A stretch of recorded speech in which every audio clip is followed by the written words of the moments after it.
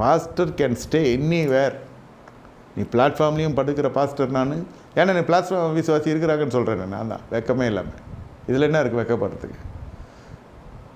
எனக்கு மாளிகையில் இருக்கிறவங்களும் இருக்கிறாங்க, மண்மேட்டில் இருக்கிறவங்களும் இருக்கிறாங்க, குட்ஸில் இருக்கிறவங்களும் இருக்கிறாங்க, கோட்டீஸ்வரங்களும் இருக்கிறாங்க. எல்லாருக்கும் எல்லாமா நம்ம போகணுன்னு சொல்ல வர்றேன். அதில் என்ன இருக்குது? வயல்வெளியில் தங்கினா தங்கிட்டு போகிறோம்.